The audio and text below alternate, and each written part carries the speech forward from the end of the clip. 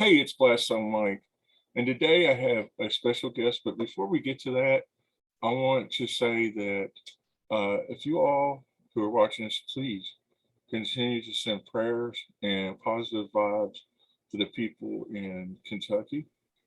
My home state was devastated in Western Kentucky from a tornado that destroyed a whole town and lots more towns. Amazon was destroyed in the town, and lots of people were killed in this tornado. I don't know if you haven't heard of it. I don't know where you've been, but it's the largest record tornado in the history of the United States, and probably will be the largest death toll in the United States from a tornado.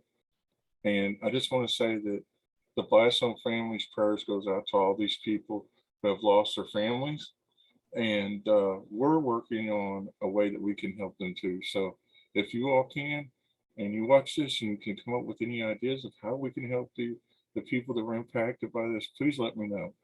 Now on with the regular scheduled show. I have Douglas Kaplan. I have to say that this has been something that we've been trying to put together for a little while. You all might have seen the Peter interview I did with the guitar player from Porno for Pyros.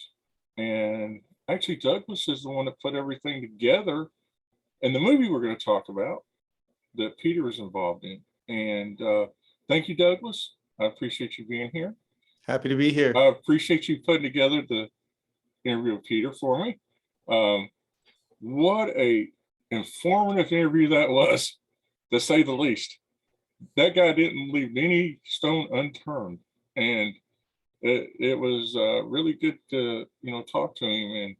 And for me, being a rock and roll fan, and for somebody that's close to Perry Farrell as he is, in my opinion, Perry Farrell is one of the most musical geniuses in the world. And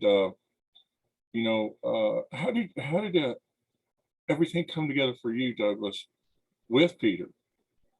Well, ironically, Peter and I were working together in a different capacity. I started a company called All Edge Entertainment, and an area of that is All Edge Music, which Peter's a partner of.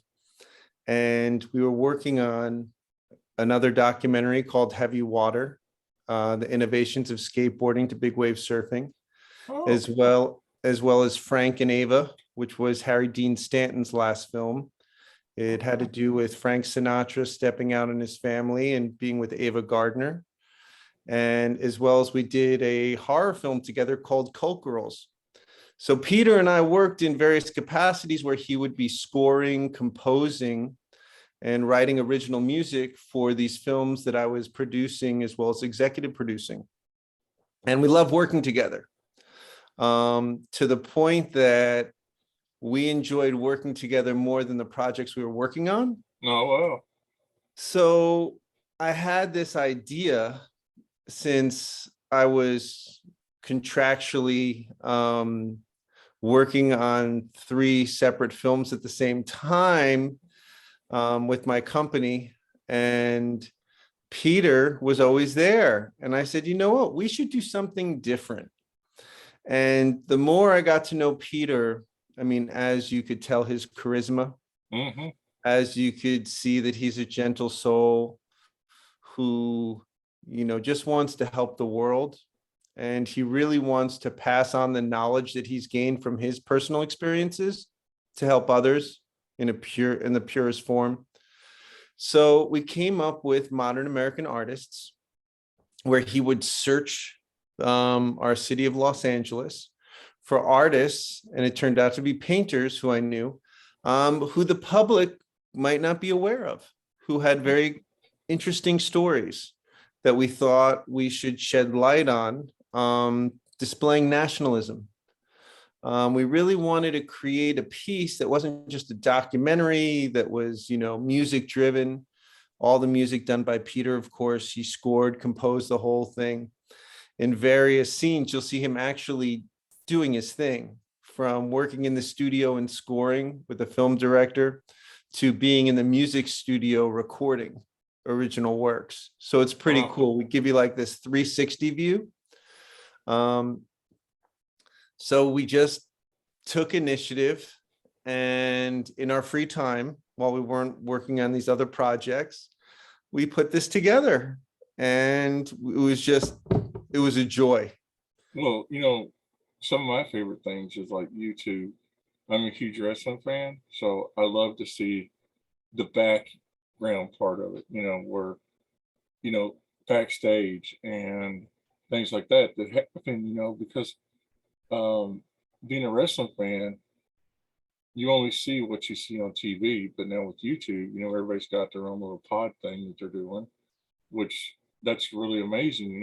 A lot of bands are starting to do that, like the Foo Fighters, have their own things like that, which brings you into their life, and not just, we listen to you and play music. But I want to back up. So the three films you were working on, are those complete? Yeah, they're all on Amazon today.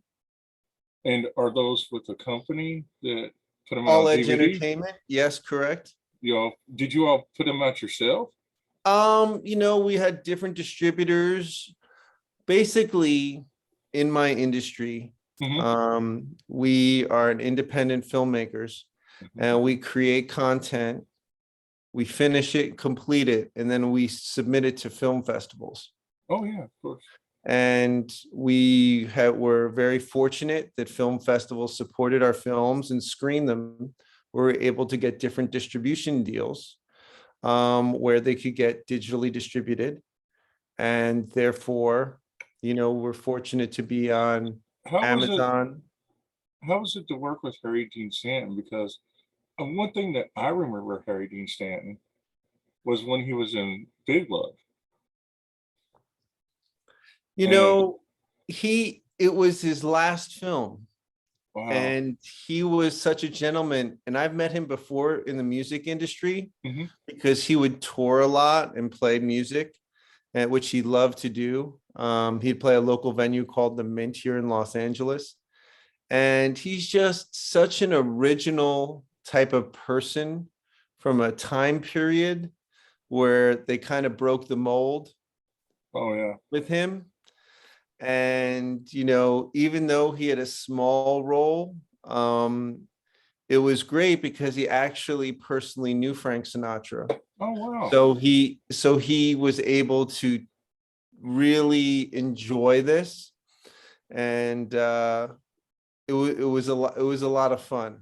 And, Wow. when you deal with someone of his stature, it's just a pleasure being around such a gifted artist and professional. So what do you prefer? Of course, you see my physical media. What do you prefer, physical media or digital? Well, it depends what you're doing. When it comes to the musicality of things, I love hardware. I love vintage equipment. I used to build stereo speakers as a kid, Hmm. amplifiers and crossovers. I love a phonograph. I listen to records with my daughter and my family. I mean, I love certain types of sounds. When it comes to film today, I'm happy with things that people do on their iPhone. Yeah. I mean, if you don't lose the story, and it's compelling enough, I really don't think the format matters that much. Of course, we all appreciate Ari Alexa. Um, I used a lot of mixed media in Modern American Artists, which I'm going to send you you better Blu-ray or DVD, whatever you prefer. Blu-ray, of course. Okay. And you'll see that we used various different types of cameras and video cameras. I'm a big believer in archival footage, being a still photographer Hmm. as well. But They made a whole archival. That new Beatles thing is on Disney. Is all archival footage. The yeah, Let It Be thing. it's And it's amazing. absolutely amazing. The Yes, sound is amazing. It's like, yeah, I mean, I love that kind of stuff because, you know, being a music fan and a wrestling fan, uh, you know, people died before I was old enough to see them. Like uh, I'm a huge Bruiser Brody fan. He died before I was able to watch him. Like even on TV, I was too young. okay, Or I never got to see the Doors. Right. So, you know, which I love the Doors and I love Led Zeppelin. You know, I never even got to see Michael Jackson and Prince, you know, even though I was alive. It's just something you don't go, oh, well, I better go see Michael Jackson or Prince, you know, or even Waylon Jennings, you know. I mean, you never think of those type of things, or Kenny Rogers. The list goes on and on. You don't think about that. But because we have cameras and now we have people doing video for everything. If somebody plays tonight, it'll be on by midnight on YouTube, you know. So we Right. have those things. And right now, in the times we're in, it's so great to be able to go back and watch those shows, you know. I'm a huge fan of Mother Love Bone. I don't know if you know who they are or not, but Yeah, I do. I'm a huge Andy fan. Actually, I got Andy's signature right here on my arm. Okay. It's, if you can see it. Yep. I had Andy's signature tattooed on me. I was never a big fan of theirs until I got older, you know. Um, but to be able to go back and watch the footage of Andy doing what Andy did, you know, as an artist is amazing. You Well, know, yeah, people somebody later was on, there. you know, people later on in life, you know, me, my grandkids are going to find out who Peter is from, you know, his band and go, oh, it's so great that there's footage of this, you know? Absolutely. So archival footage is amazing. I mean, and I hope that the whole world opens up to more archival footage, you know? They did for Star Wars. Like when Princess Leia died, to be able to have her in the movies, they use archival footage. If they Absolutely. wouldn't have had that, then Princess Leia wouldn't have been in it unless they made some CGI of her like they did in, you know, Rogue One or something that everybody's like, oh my God, you can't do that. My question for you goes to this then. Sure. Do you think there's going to be a time as you, as a person who makes movies, do you think there'll be a time when everything, we'll have a whole CGI movie of somebody who's passed away, like a John Wayne? Or Absolutely. do you think that's going to happen? Absolutely. Because there are things that you can do now with editing software based upon having someone's voice, based upon having someone's face, where you can create everything. So you can make a whole John Wayne movie or a whole Steve Yes. McQueen movie. Absolutely. And we kind of saw some of that though, didn't we, with the Fast and Furious after Paul Walker died, right? Somewhat they utilized his brother, Yeah. and the director utilized specific camera angles. So therefore it was quick enough with the way that they had the shots shot that it didn't take you away from the storyline. And we kind of had that on the older version with Brandon Lee when he died in The Crow. Yeah, same thing. You know, so you really believe that we might have a John Wayne movie 10 years from now, and he's been dead for, at that time he'd be dead for almost 50 years. I think that it's not out of the question. Wow. It cost millions to make it though, wouldn't it? Not as much as you would think. It would be more the rights from the family Mhm. and getting the approvals. That Have you ever thought about doing something like that? that's really, I haven't had that much interest. I mean, I utilize specific animation to tell stories in modern American artists, Hmm. different types, VFX, CGI. But I'm more about real people. I'm Real more people. about the heart and soul and the passion of people who want to share their experiences, like you said, so it can be documented to help, educate and enlighten people while we're entertaining them. Do you like more the horror type of things in that type of movie, or more of a documentary type movie? Um, I like more documentaries, um, where they're creative. They kind of flow differently, so it's kind of different than the norm. So therefore, you're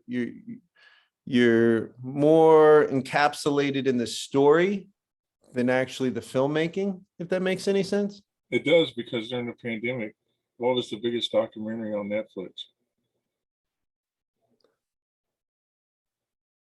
I saw many of them. Tiger King. What was that? Tiger King. It was one of them. Yeah, it was one of them.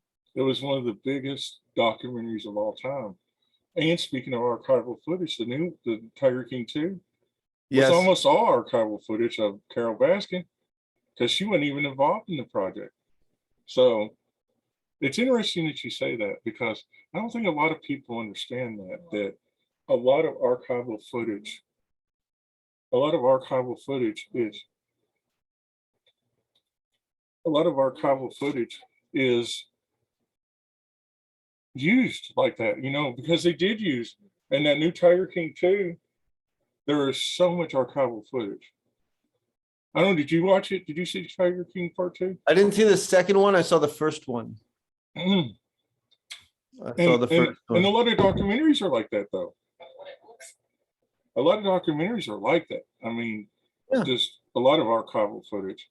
Another one I liked during the pandemic was the one about the doctor. I mean, about the guy who collected all the cassettes, and he was the one that took down the drug rings in New Orleans after his son was shot and killed. I can't remember what it's called. The pharmacist. It was called The Pharmacist. Okay. Okay. Brilliant. And I never watched, let me tell you, I was never a documentary person until Netflix came along, and there's documentary after documentary after documentary, and you're stuck in a house, you can't do nothing. You're like, I've watched everything. I need something different.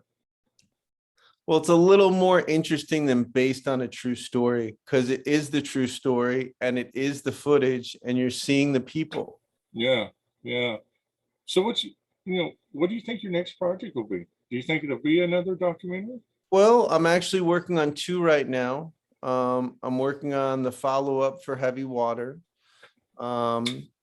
which is more going to be about safety with extreme sports like big wave surfing and mountaineering, as well as a modern American artist too. Oh, wow. Is it going to be about painting again? No, it's going to be more about photographers and photography with mixed mediums. That's the thing about what you're talking about, modern artists. What is it called? Modern American artists. There's so many different things you can do. You can do music, you can do art, you can do photography, you can do film. I mean, there's so much different things that you can have a whole series before it's over. Yeah, we originally wanted to do a full TV series, and we were gonna do every state originally, with all types of genres. And now I think we're just focusing on the things that we like, because Peter's obviously instrumentally involved because he's the star. Yeah. Where he basically hosts. So I'm excited that you're going to get a chance to see it. And the thing, not to cut you off, but the thing about Peter, when I went into it, I talked to a lot of people. I've interviewed a lot of people, and Peter was just such a humble guy. I'm so happy I'm here. I'm so happy that I'm able to be here, and you don't hear that a lot. It's not what you hear a lot, but so honest about everything in his life. If people go and watch that interview that's on my YouTube, along with what this will be on, which the link will be at the bottom if you'd like to see it when the YouTube channel has it on it. One of the realest guys I've ever talked to. I mean, he told me stuff that just blew my mind, We focus on that on the film as well, because it's an important part of his story. And he helps a lot of people. And it's one of the many qualities about him that attracted me to him, which makes him a vital part of this project, as well as being a wonderful, proud American. I mean, he's only able to be the person he is today because he lived in this country. Now, are you a friend of Porno for Pyros, or a fan of Porno for Pyros? And I was, the stuff he did with Scott Wayland? I'm a fan of all of Peter's music and his spinoff. I mean, I personally love Peter solo. Mm-hmm. um, when we did film festivals, we screened our film 5 times, and he and I went to 3 film festivals, and he would do performances, and we'd do like an after party, and he'd do a solo performance that would just be phenomenal. Now, was one of those And South by Southwest? one of them was the Orlando Film Festival, which was a great venue, lovely group of people. They gave us the Focus on Art Award Oh, nice. from the city of Orlando, which was really nice. We did the Hollywood Reel Film Festival. It was their 13th edition. They gave us Best Documentary Film, which was really cool. We also went to the Phoenix Film Festival, which, Peter had an audience of 5,000 people, and it was just himself and his guitar. Wow. And he was able to captivate. And yes, he played some of the hits, but he's such a showman. I mean, Mhm. he's really a troubadour by nature. Now, did you all video any of that? Pardon? Did you all do any videoing of any of that? I have some, but it's more about, every show is kind of unique Mhm. with what he's doing based upon the night. But yes, we have some behind the scenes video from these different sets that he's done. And I believe that we captured the same type of feeling in Mhm. the film, where he feels like he's able to flow from music that is known to original score and composition that he's created, as well as he creates on the fly. Is this kind of like almost a documentary about him for You people that know, might not have watched it? oh yeah, it's absolutely a documentary about him. I mean, Modern American Artist is about Peter DiStefano traveling through the city of Los Angeles, going to expose artists who are painters, but he creates new works of art with them in a collaboration while he's jamming.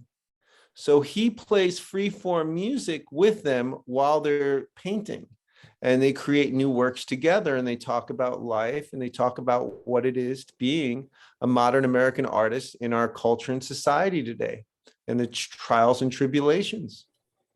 2 questions. Do you have any of the art he made? Absolutely. And second, has any of the artists come to you after the movie come out and said that it was amazing that this happened and it helped us out a lot? Well, the film is only screened 5 times, Mhm. so it hasn't come out yet. It's going to be released next year globally. The artists who are involved, Michael Gorman, he appreciated that we were able to tell his story, Mhm. and that he was able to give some light on his experiences in life that led him to be the person he is today, as well as he and Peter share some military Oh, experiences that they've had for the service that they've done, which is kind of interesting. It's not what you expect, and it's very humorous at times, with all archival photographs, so you can see the moments. And then the second artist is Alice Asmar, who is a child prodigy, who was born in 1929. Unfortunately, we lost her in the pandemic this year. oh, sorry to hear that. So she had a different opinion. Doug, you got to get me out to the world before. And but she appreciated going to film festivals, which she did, and seeing herself on the screen. Mhm. She was an amazing lady. I was able to have archival footage. She was a personal friend of mine, where you can see her during the 50s and 60s. Wow. She's talking about jazz. She's talking about a woman doing specific things as an artist during time periods where women weren't doing those types of things. Really a very interesting, unique perspective on society and culture from her, especially with the internet. right? And seeing the internet come to be. But Peter, was able to really have these synergies with these artists where they would have wonderful experiences and discuss, all kinds of things that are topics of conversation, as well as helpful for anyone who is an artist today, who's inspired to know what it's like going down that path for a lifetime. So also, how did you get with Baby? We had other opportunities, and a friend recommended Peter at Bayview, and I spoke to him once and he seemed very excited about what we were doing, which was a lot more than a few other people that I had spoken to who were, let's just say, not as interested in the aspects that were our main focus. I mean, this is a music-driven documentary. As you said, Porno for Pyros was an iconic band. Peter is a very unique talent, besides his guitar playing. Peter at Bayview was able to identify that. He was also able to identify our messages, as you said, where it's not just about one film.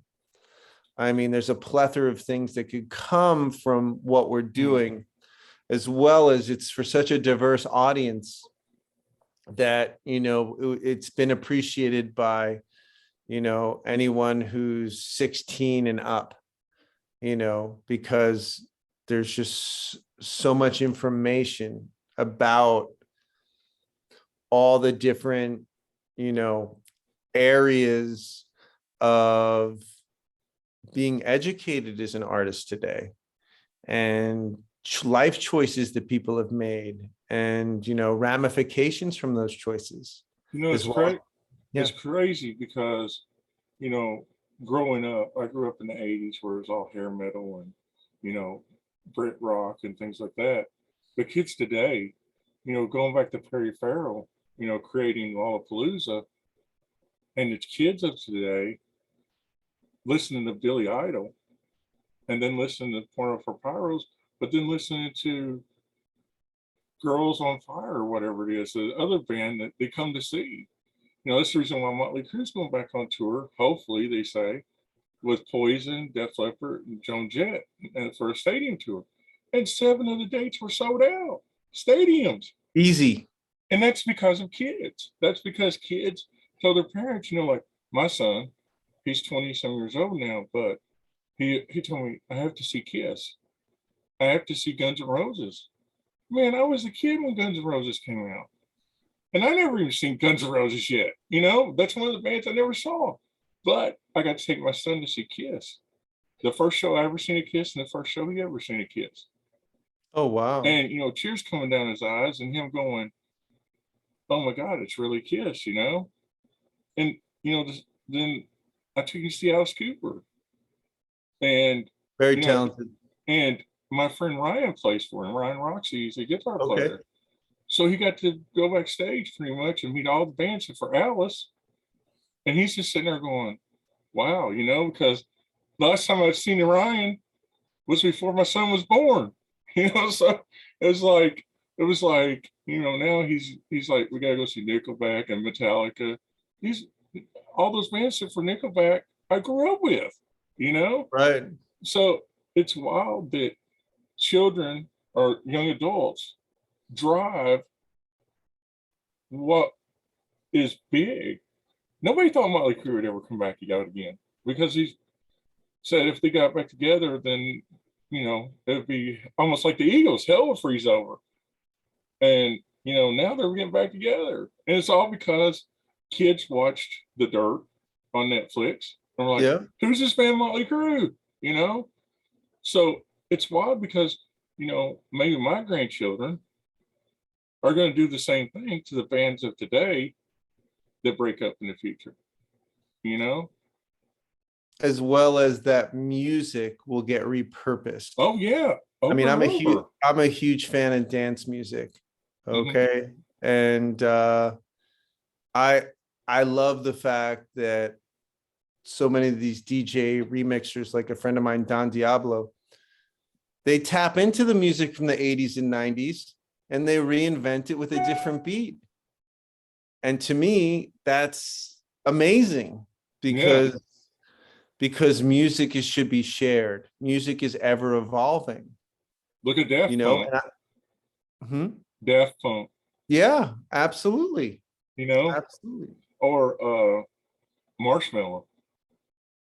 You You know know, what? there's so many of them. There's so many because you put on the radio and you hear Elton John, right? That new song, Elton John. Dua Yeah. Lipa. Yeah, it's amazing. And my daughter's singing it and she's 8, right? And that's how she was introduced to Elton John. I mean, I went home and played the classic records in vinyl for her, but that the new music with the beats and the way that it's kind of presented, it's more attractive. It attracts a new audience. They say that's an amazing album. I haven't heard it yet, but I know the song you're talking about. Yeah, And Elton's coming to Lexington, but it costs $600 a ticket. that's pretty So steep. it's it's like, okay, I just watch it on YouTube, I guess. And I might not get COVID. So, hey, if I stay home and watch it. And you know, how have you survived COVID yourself? You're in California, right? Right? No, I'm in Santa Monica, California.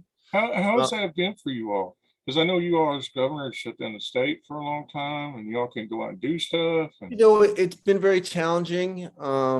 I kind of I personally steered to, obviously when you're out wearing a mask, mhm. because any type of virus you have, if you wear a mask, that's the best way to protect yourself. I took the opportunity to really spend a lot of time with my family. A lot of people do that. Um, you know, my daughter at the time, my daughter was 6, now she's 8, right? Mhm. And my mantra was she's only going to be 6 once. She's only going to be 7 once. So, you get the RV, you rent the RV and you go travel, right? Mhm. And you stay COVID safe and you go to the parks. And my wife's a singer songwriter and, she would shoot music videos and, I would work on a script and I did some consulting for some friends who were finishing some movies, Mhm. right? Where you could watch stuff and help edit and help give them some ideas. But it was quiet time. It You was really kind of stayed to yourself. And I believe it's going to be more of the same through the next 6 months. Me and my wife were talking about that. After Christmas and New Year's, we're talking about only going out when we need something or doctor's appointments again. Because where I live in Kentucky, it's just so flip flop, flip flop. And I live in a small town. Like it's a blip. Like it's like when you're all not boroughs or whatever you call it, but it's like one of your little cities within a city, if you want to call it that. There's only like 2,500 people live here. So it's like you got to go to outlying areas to go and do anything. And the one thing that we learned is anything you want, you could just have it sent to you. That's true. You I know, mean, that's the new era we're in, right? and Just you can click anything to your home. yeah, I mean, we made a lot of the do-it-yourself meals. That you get the box and it's got like 3 meals. We did a Sure. lot of them. Those are on our YouTube, and we learned that we had to get this, and this, to survive. And you can go back and watch the videos. We did quarantine videos for weeks, months, No, I saw a few. and we're just like, then you get that urge, you want to go out and do something, but then you're like, I don't know, man. I'm so conflicted about I haven't got COVID, I'm lucky that I haven't got COVID at all, or none of my family, and I want to keep that trend, you know. I don't want it to be because God, I don't want to go to the hospital with COVID. It's a numbers game, like anything, right? And you make choices. It's no different than all the choices you make in your life. And if Hmm. you choose to, for example, I had an opportunity to go to EDC in Las Vegas, one of the biggest dance events in the world. Hmm. I turned it down. I didn't want to surround myself with 30,000 people who traveled from various places to show up at one event during a time period where I could possibly get something, right, that I Hmm. would bring home to my family. Yeah. And I'm not saying that you can't take, right, you can't take the preparations Yeah, and of course. quarantine and you can do all that, but it's a personal choice, Yeah. right? That's why And we live in America, people. It's a personal choice what you do. correct. It's not like we live in a dictator country, and you can take your choices of how you want to live your life and how you want to do things. You know, ironically, the first big show out of the COVID era, the first COVID era, was Lollapalooza. And everybody's like, oh my God, there's gonna be so many people with COVID come out of there. And it turned out okay with 100,000 people, But you don't know. You could be like with But 10 you people don't, watching the show. but you don't know about the, let's say, 3 to 7% that went home where they came from, right? Hmm. Which negatively impacted other family members. Of course. You don't know, but you do know that those people did go and they embraced the experience and it was very positive. And fortunately, people are okay from doing that. But, Yeah. you hear Sturgis again. Oh yeah, Sturgis was one of the. You're right. Sturgis was before Lollapalooza, and They everybody had was scared issues. to They had death, a man. they had a lot of issues. But And you have your family, I have my family, and I don't want to be a small percentage of something that happens. no, me either. I agree. I'd rather wait it out, right, until it's in a better situation for us to move forward positively. I tell you, the last year and a half, I've got so many interviews I did because everybody's at home, and That will continue. they're my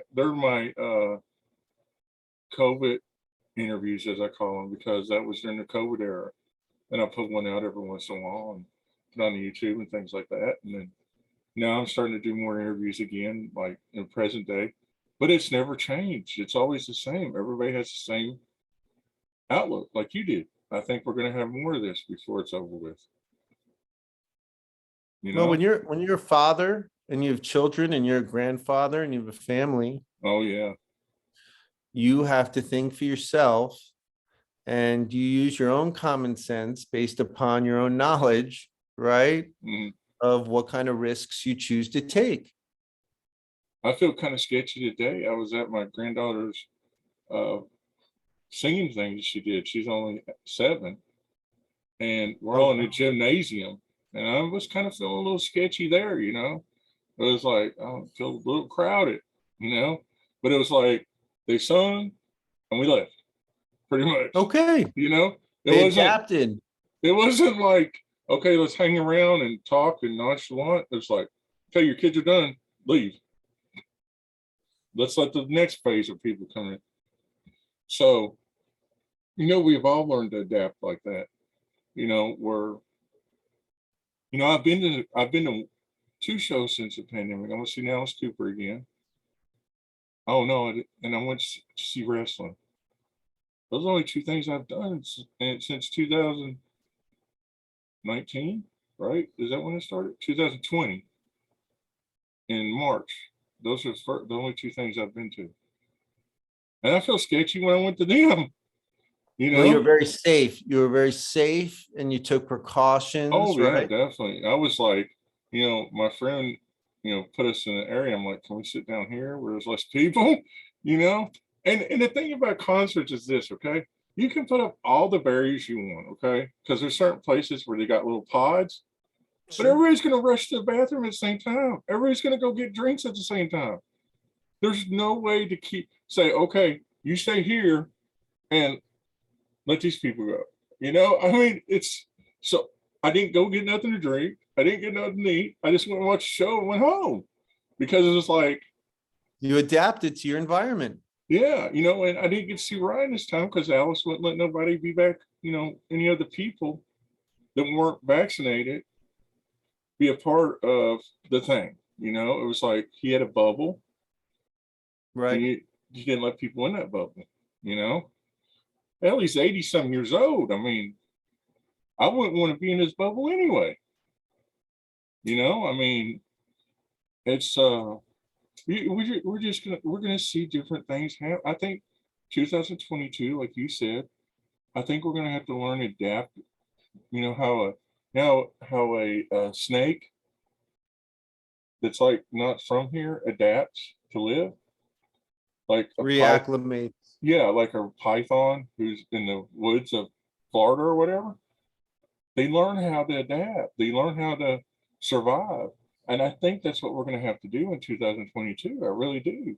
Because hey, I'm not one to hold back. There's a bunch of ignorant people who just I feel like they don't care. Like where I live.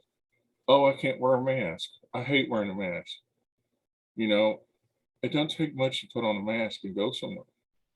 It's not that it's not that hard. And when you're in a Walmart, do you have Walmart where you live? Of course. Well, some people don't. So Okay. even if you're in the aisle, people are like right in your bubble. And it's like, man, Be respectful. yeah. Be respectful. I haven't even been to a movie yet. Have you been to a movie yet? No. See, I mean, so you said you had a daughter that's like 6 and now she's 8. Did you all 8. watch a lot? Yeah. Did you all watch a lot of movies and did you all play a lot of You games? know, we did games, we read books, we went on road trips, we watched some fun films. Um, spent more time outside with nature. Was it wild to get back to that sense instead of hurry up and go, hurry up and go? Oh, it was great. But I've got to say that I did appreciate, like, we're on Zoom now. Hmm. Zoom what is become an incredible tool. Oh, amazing. And she did school for a while on Zoom. So now she's used to Zoom to the capacity that if she wants to speak to a famous, astrophysicist who's in Switzerland, she can get on a Zoom and communicate with somebody. It's amazing. And that to me is wonderful. Yeah, I Because mean, we have that now where it's a constant medium. and it's going to continue to be that way. Yeah. Zoom, StreamYard, there's so many of them now. And even now, Facebook, like when my wife went on her business Facebook Live, they said you can have 3 guests on. That was just acclimating into it like a few weeks ago, where we've been begging for that for years. Like, hey, can we have more than one guest? But more people are doing Zoom to Facebook because you can have more than 100 people on it. Not that I would have 100 people, but you know what I mean? It's so much easier because you're in these little blocks and stuff. So, well, tell everybody again, when is your movie's coming out? And Next year, Modern American Artists with Peter DiStefano. when do you think? What's the date? Do you know yet? We don't have one, but we'll definitely give you all the information for you to put on your YouTube. Okay. As well as we'll get you a screener. I'll make sure that we get you a screener so that you can see it, because I think you'd really enjoy it based I'd love upon to. knowing Peter I'd now. love to, before it comes out, to get both of you on together and Absolutely. talk about your experience, and stuff. So, Douglas, Yes. it's been very, very, very pleasant to talk to you. And thank you so much for what you've done. And, I can't wait to see the movie. I can't wait to see your other movies. I'm intrigued by a horror movie, a Harry Dean Stanton movie, and a surfing movie. It's all really cool. So thank you so much. And can people get like a DVD or Blu-ray now, or do they have to wait till it comes out next year? I believe they need to wait next year. Okay, but it is on streaming platforms right now, right? Those three films. No, you're the film with you and Peter. Is that on Modern streaming? American Artist has not been released yet. Okay, okay, great. That will be a 2022 thing with Peter from Bayview. Bayview Entertainment is great. going to be releasing that. And thanks to Peter for doing this. He's an awesome guy. Y'all need to check out Bayview. This guy has plethoras of movies. It's unreal. I never even knew about Bayview, so I just came across him one day. I was like, holy crap, where have I been all this time? But Peter's a great guy, and you all need to check him out. You know, he's got movies, and he's got a lot of stuff planned for 2022 that I can't really talk about because it's not my place to, but it's going to be great. So you all have a great night, and Douglas, thank you for being here. Thank you. Appreciate the opportunity.